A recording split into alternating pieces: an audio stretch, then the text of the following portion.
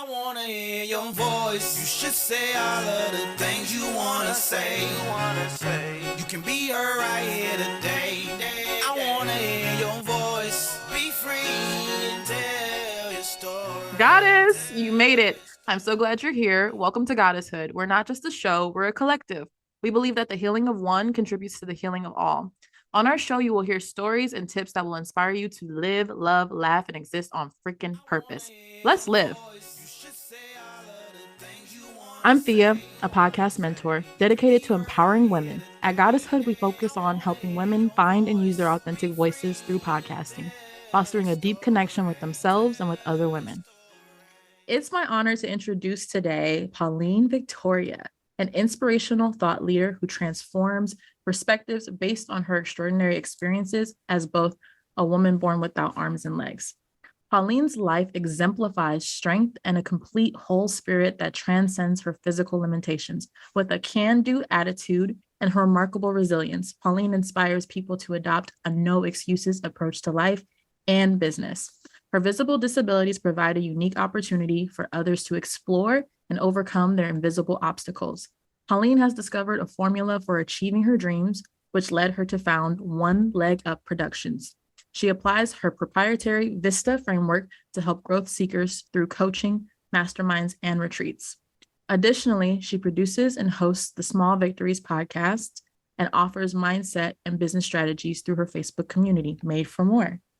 So welcome, Pauline. Hi, Thea. Thank you for having me.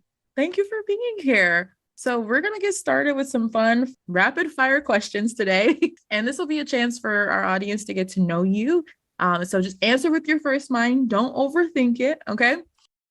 So I feel like I'm on Family Feud. Oh, that's good. I want you to feel good like that. Okay. So Okay, go. If you could have a superpower, what would it be? Move things with my mind. Oh, yeah. I like that one. Okay. What is one childish thing you still do to this day?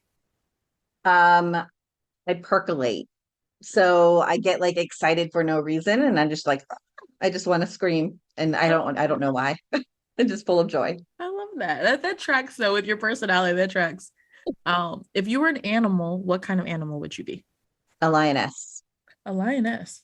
Okay, I have to know why.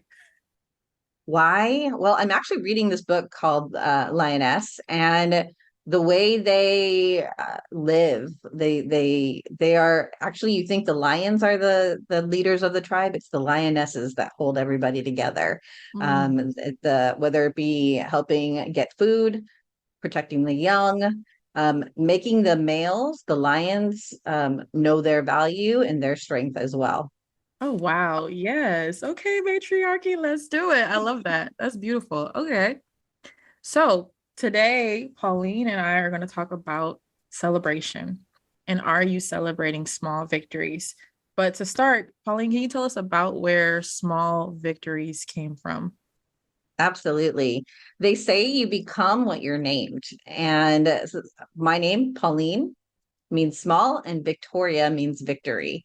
And so I believe my life is a culmination. I believe all our lives are a culmination of small victories. Even though the world wants us to focus on the big accolades and achievements, it's most likely the small victories that led to those big achievements.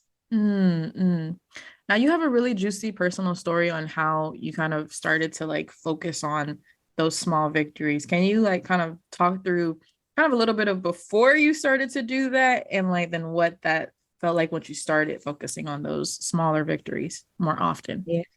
Yeah. So you mentioned in my bio, thank you for that, that I was a woman born without arms and legs. And being born without arms and legs, the little things can be so big, So like I talk to people when I'm speaking on stage or virtually or coaching them about different things I achieved, like swimming, driving, writing, getting married, having a baby. All of these things seem like, oh, well, that's normal. Like what's the big deal about swimming, learning to swim? But when you don't have limbs, swimming is challenging, and what it takes to be able to accomplish those little things, even though when you look at them from like an aerial view, it seems like they're not that significant. But Yeah. when you zoom into it and what it takes, so what it took for me to be able to manifest what I feel is an amazing life, there's extraordinary victories in those achievements. That's huge. That's really huge. That's true. I think sometimes we take for granted just the little things each and every single day. Like for me, I remember learning how to drive was a sign of like freedom because, I was going to be on my own for the first time. I didn't learn how to drive until I was in college, and my college advisor is the one that taught me how to drive.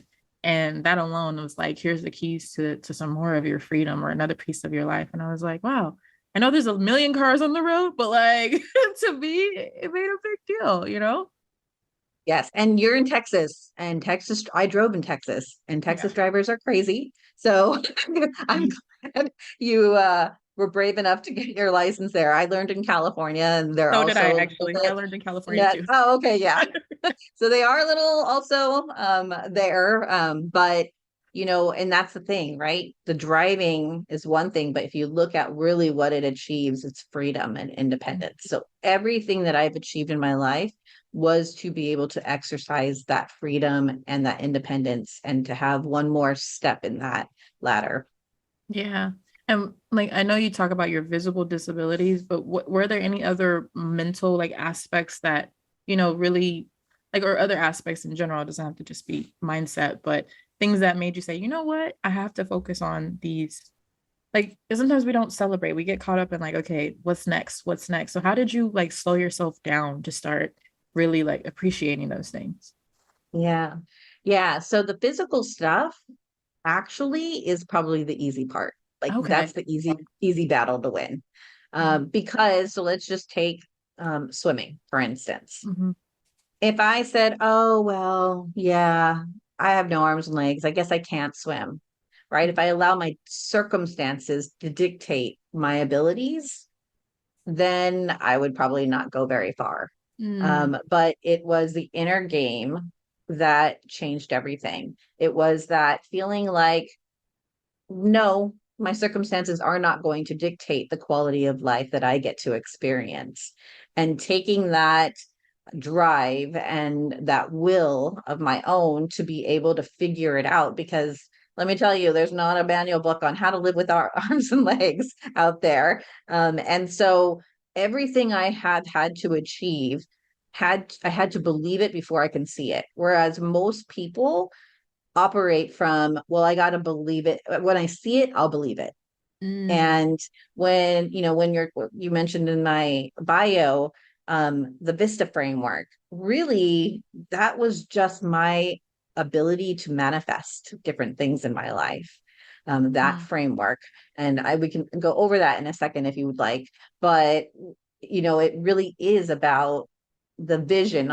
I'll just jump into it right now. The V is for vision. It's like, what is the vision that you want to achieve? And so, like for swimming, for driving, whatever it wasn't the actual swimming and driving or any of those, the results of it, the circumstances that would exist after that. It was the freedom, the independence. For swimming, I learned when I was 12, and I was tired of being left out on the sidelines because all Yeah. my friends were in the deep end. And I was like, oh no, I want to belong. And I Mm. want the freedom to be able to go where I can belong. And so it was also that belongingness. And so that vision that you have for your life is what's going to pull you to be able to put in the work it requires. And the I in Vista is identity. Like, who, we hear this a lot from manifestation people. Who do you need to become? Who is that person that has those things already? And so the identity that I had within me is not based on, again, my circumstances. I have a funny story real quick. I had someone I met for the very first time, and I say, hi, my name's Pauline. It's nice to meet you. And he looks at me and gives this inquisitive look in his eye, and he says, you don't know you're disabled. And I'm like, what? I've never heard that before. I've heard lots of reactions to me, but never that one. He's like, you don't Mm. know you're disabled. And I said, yeah, you're right, because that's not my identity. So our identity is not based on our circumstances. Our identity is based on what we believe about ourselves. This is so juicy. So it's I have it right here. I have to show you. You're gonna but I have this book. I've been reading it. It's called The Courage to be Disliked. Mm, And the author, it's kind of like it's a philosopher and a youth, right? Is how they label them, but kind of going back and forth in a dialogue, and they're talking about Alderian philosophy. And it's basically saying that, like, yes, you've been through all these things, yes, you have all these things that happen to you, but that is not who you are. You get to choose to be who you are. And so this is some of what you're talking about. So that's a powerful concept. it is. It really is. And, that's why, as an entrepreneur myself, Mm-hmm. a lot of people are like, well, I can't help people until I've achieved $1 million in my business or 6 figures a month or whatever is the dollar amount they want. But your identity has nothing to do with what you've already done. Your Mm, identity, again, goes back to who you believe you are and what you can achieve. And so I believe that when you can focus on your identity and understand that concept, imposter syndrome will be a thing of the past. oh, that's so true. You're speaking to my soul today. It's doing versus being. That's literally it's doing versus being. Like my accomplishments do not, or my actions do not, dictate who I am as a person. You could change that any time, any day. Yeah, Mm, yeah. And so the S in Vista is strategies, right? You have to have a strategy. You have to have some sort of plan, but be flexible with that plan. yeah. So if I just take the swimming thing, it's like, what is available to me? What's my strategy? And what are my resources that can help me? And I'm a person, that I can't do a lot in my life without anybody else. And, so really taking inventory of who was willing to go with me and spend 8 hours a day in a pool all summer Mhm. long. And thanks to my, one of my good childhood friends, my sister, my mom, like everybody pitched in wherever they could to be able to give me a safe space to figure out how to use my body in the water. Mm, So strategies like what, you have to have some sort of resources and like skill set. And so that's the S in Vista. And then T is Thanksgiving. Like I'm a big person on gratitude. I believe gratitude opens the floodgates for you to receive more. mm, And so, my mom and dad, and if you're listening to this, you've related your parents going, did you say thank you? Did you say yeah. thank you? You know, be polite, say please and thank you. So my parents hammered that into me, which, yes, I'm so grateful for that. But at some point, it became something I embodied. And Mm, so being a person of gratitude is huge. They say the love is the bucket for giving. Like we give from love, but we receive from gratitude. So when we're in mm, that space, we can open the floodgates to receive more. yeah. I want to So back up to that S a little bit though, because yeah, I yeah. like that you talked about that because I think part of the issue, because it's like getting people into the being versus the doing is really challenging sometimes. And I think that when people hear manifestation or vision or purpose, they think, you don't have to like take action at all. And so I like the idea of the strategy as a part of the framework. Yeah, absolutely. And actually, the A is actualization to Mm, take action. yeah. So you're right, it is not. And so when we talk about manifestation, it's really a co-creative process, right? With Mhm. us and the universe or God or creator, however you refer to a higher power, but it really is that co-creative process that we can choose to participate in, but Mhm. it requires us to participate to fully take action. So Mm, I didn't just visualize myself swimming. It required me to drink a lot of pool water and almost drown and figure it out. But one day, it's like the thing you're searching for is also searching you, and it all clicks one day. And mm, so I was able to figure it out within 3 months and learn to swim. By the end of that summer, I was swimming in the deep end without a baby inner tube anymore, because I was too cool for that at 12 years old. So but the same kind of thinking that I applied to driving, right? Even it took me 4 years, 4 years for us to figure out how would I drive without arms and legs. And by year 3, the organization looked at me and they're like, Pauline, and they give me that look of like, I got bad news. And I heard that in my name and I said, no, no, we're not going to stop. You said if there was any inkling that I'd be able to drive, we would not stop. So when you are so invested in your vision and you just know it's going to happen, it's inevitable. Yeah. You can make other people believe in your vision too. And I think that's where amazing power and influence is. That's so beautiful. Ooh, yeah. I love this. Actualization. Okay, okay, let me back up a little bit.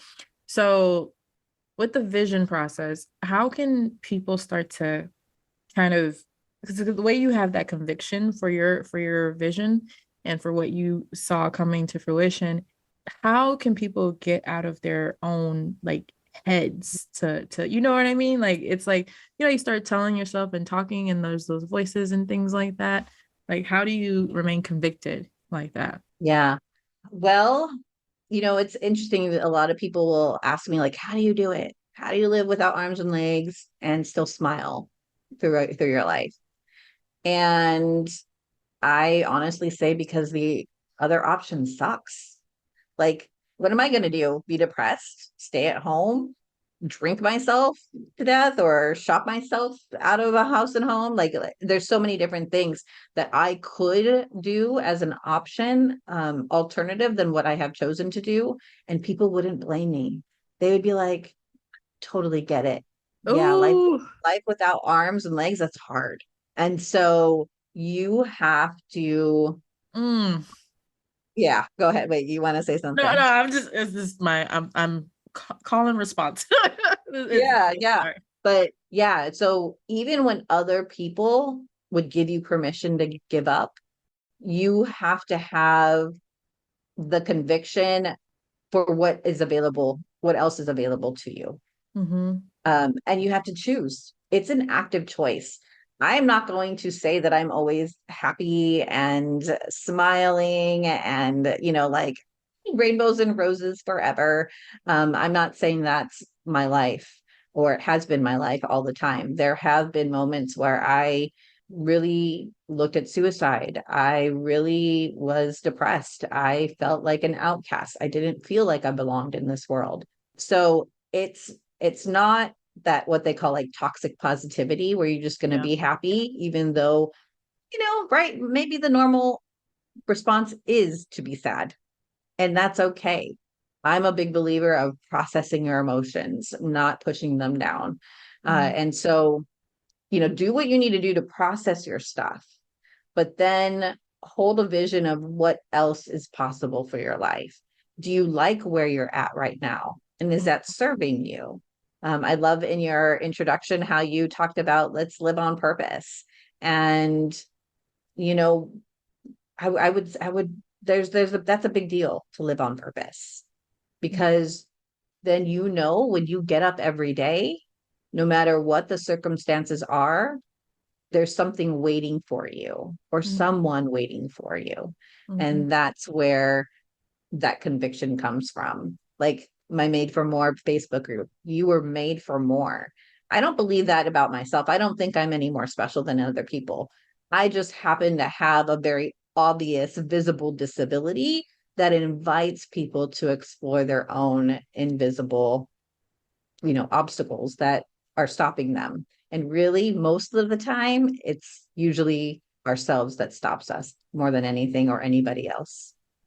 That's so true. There was this I don't know if it was a book. I read a lot of things and I watch a lot of things as someone who hosts shows, but there was this I think it was a book that I was reading, and it talks about having compassion for, like when you're kind of down, having compassion for your, oh, it is a book. It's called Living Astrology. I was reading it in there last night. And it was talking about how, when you kind of get unfocused on your vision, sit with your current self, but, actually speak to your future self and ask, what you kind of need to pull in order to make the next moves or the next steps. And I was like, that's a really like interesting way to look at those feelings of like getting stuck and still moving through the process. Actually, personal anecdote. I Yeah.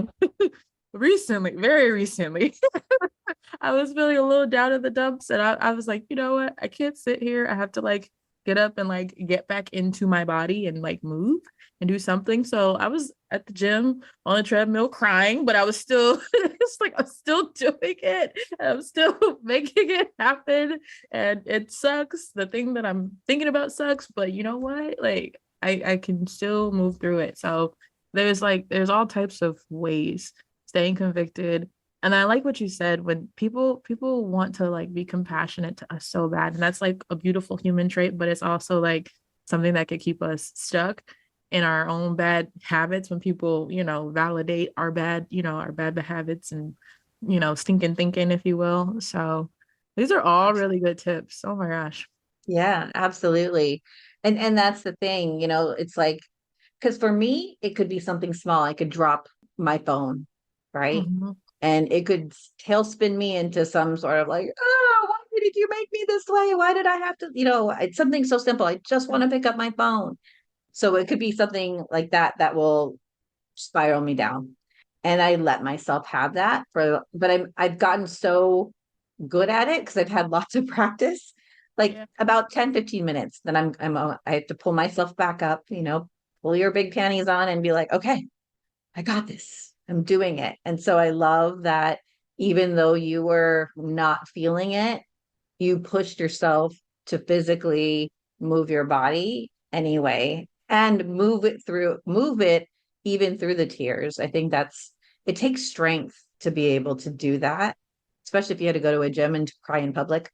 But people are like, oh, did she pull a hamstring? Like, what's happening here? Do we need to like, Okay. so bravo on you.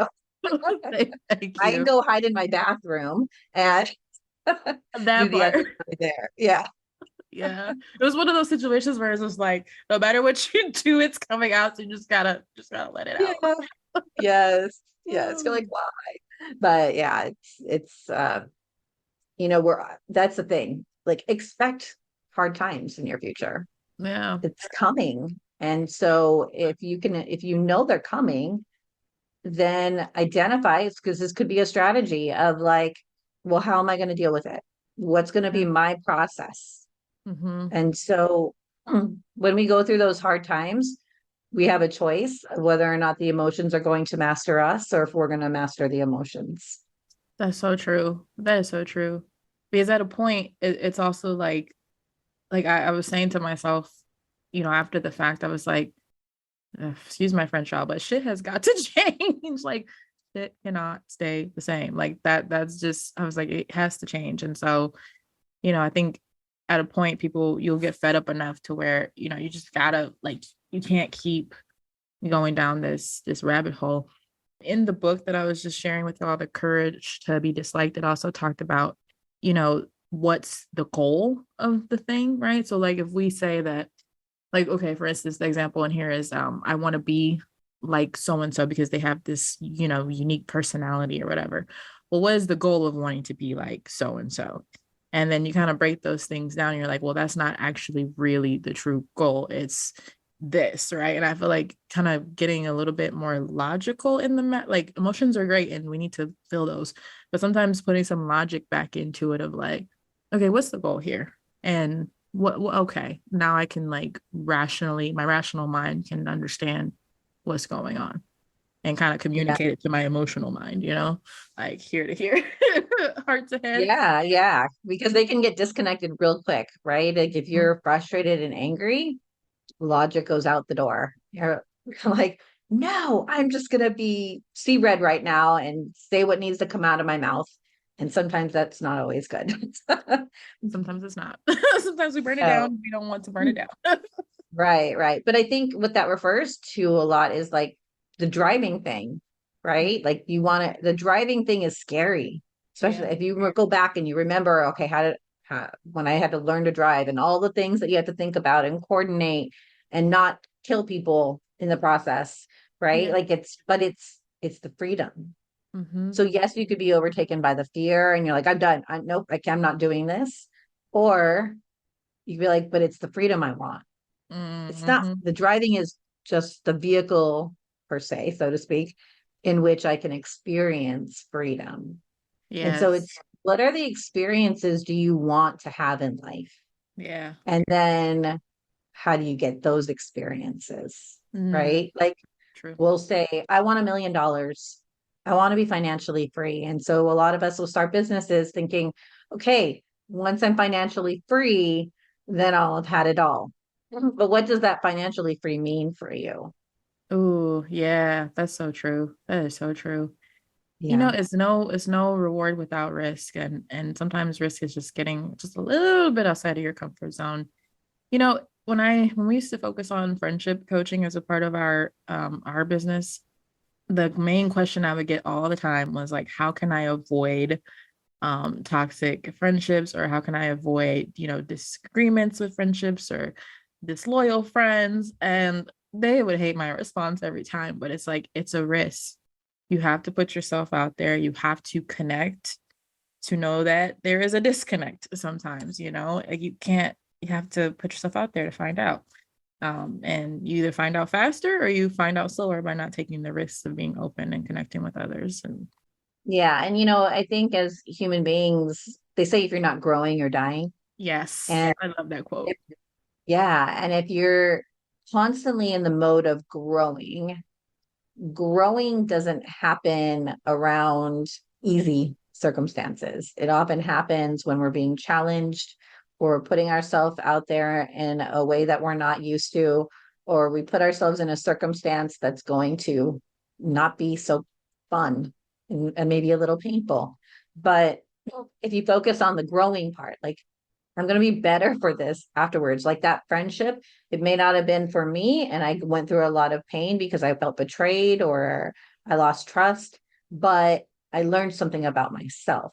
So if you Yeah. can always bring it back to yourself, no matter what the circumstances are, and figure out, okay, what is the lesson I'm meant to learn here today?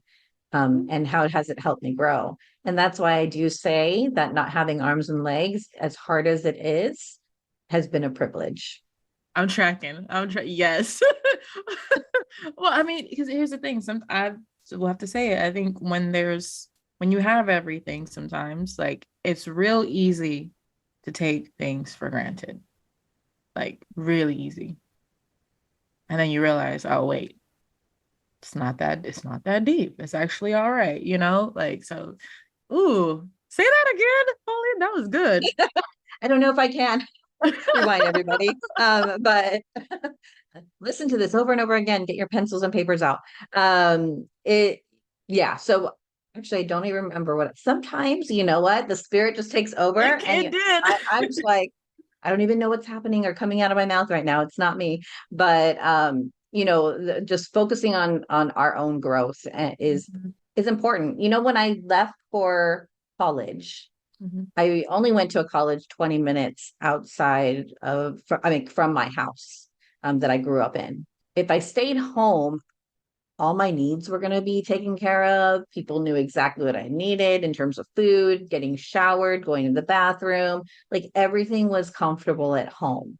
But I knew I had to go away to college, not because I was running away from something at home, but because I was running towards something.